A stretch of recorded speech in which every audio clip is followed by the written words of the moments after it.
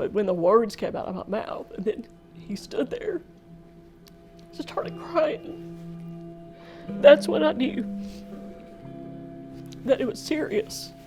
Up until that point, I guess I was hoping that it was all a dream to me.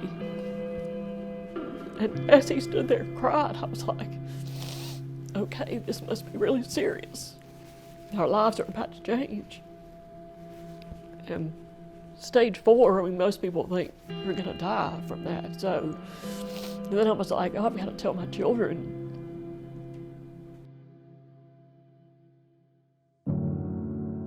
My name's Ginny Shelton. I am a mother of 2 children, and I'm married to a fabulous husband for 17 years.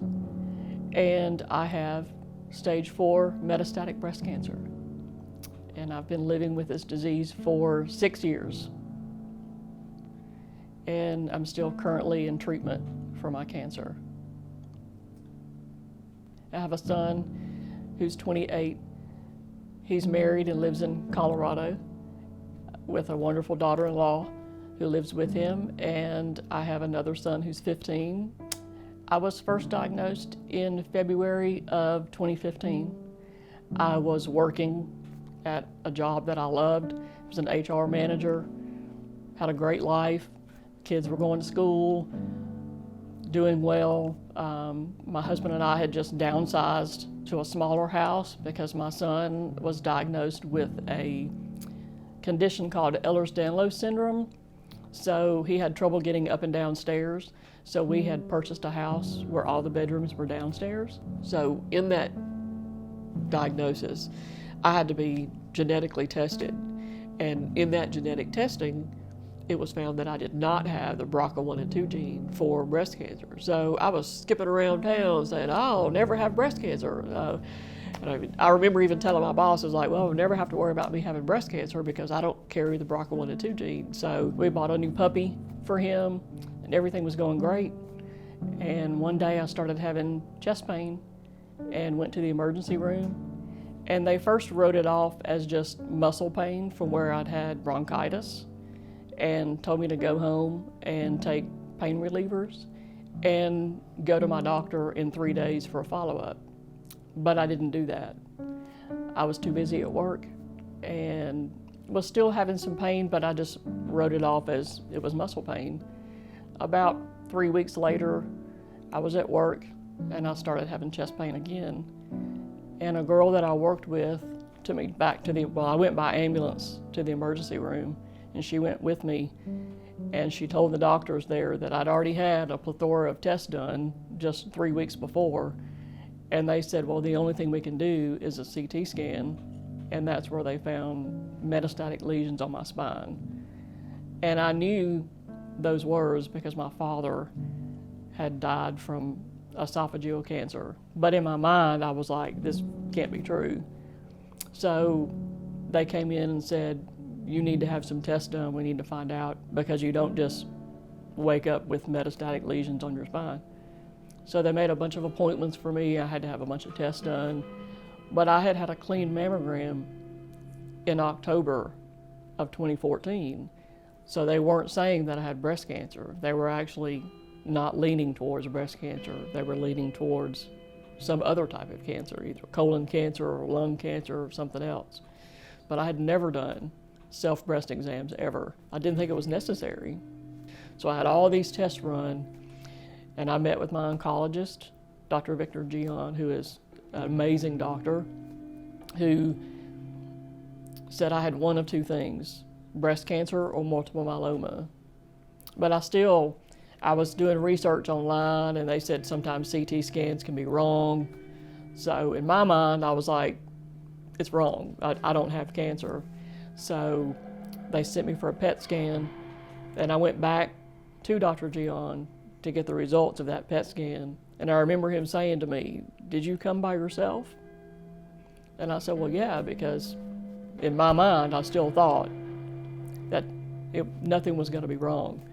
And he said, you have breast cancer. And until that day, I've never felt the lump in my breast, ever. Looking back now, I remember telling my husband that I thought my bras were getting too little because I had an indention in that breast. But I was so busy at work, I was like, I just think I need to buy some new bras, or they're shrinking, or, from washing them or something, but I just wrote it off. But looking back now, that's what it was. It was the tumor in my breast was causing the indention. At that time, my oldest son was, if my memory serves me correctly, he was maybe 22. My youngest, I know, was 9. So I had to tell them that I have stage 4 metastatic breast cancer, and that the lifespan of people that have that are usually 36 months.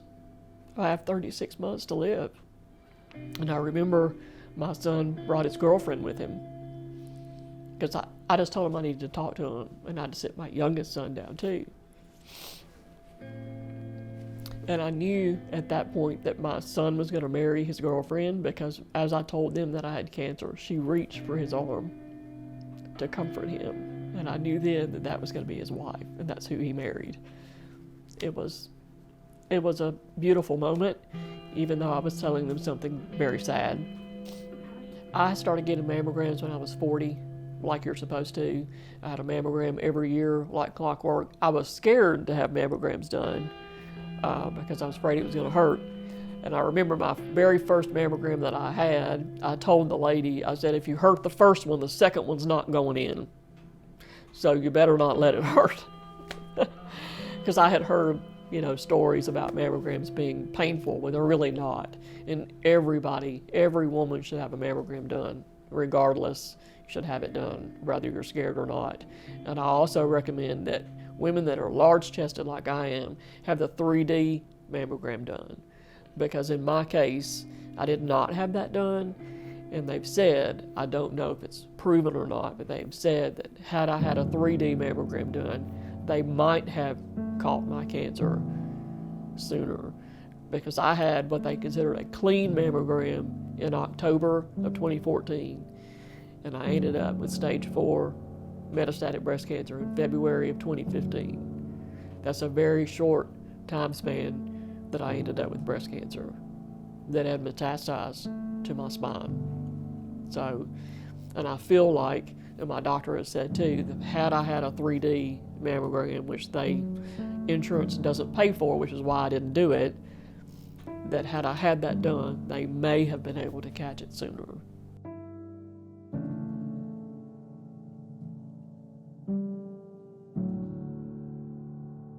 Unfortunately, I was not able to have a mastectomy done.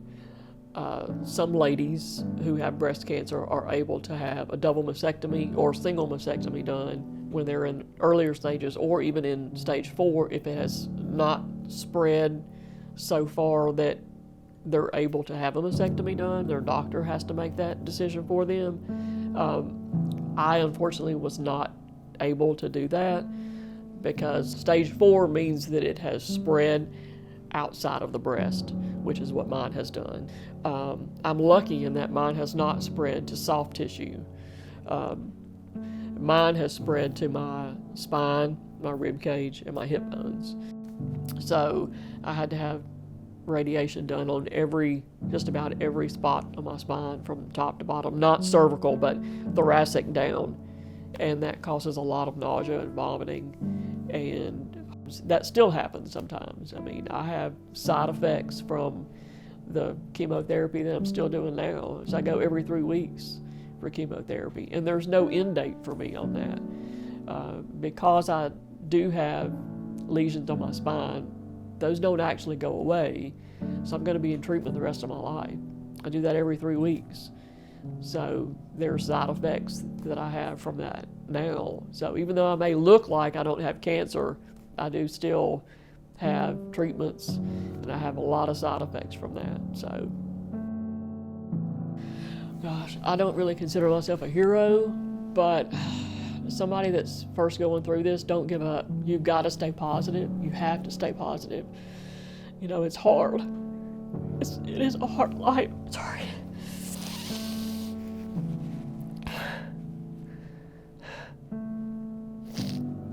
It's not always easy. You know, I still struggle every day with my hair. It's something that is probably trivial to a lot of people, but you do have to stay positive. If you don't, that's what's gonna cause you to give up. You cannot give up. You have to stay positive. It's so important for your treatment, for your health.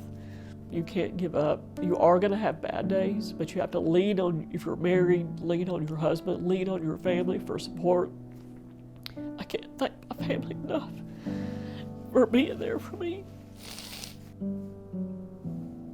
Cancer can be devastating, but it can also be a blessing sometimes. You just have to find the blessing in it. And I certainly have.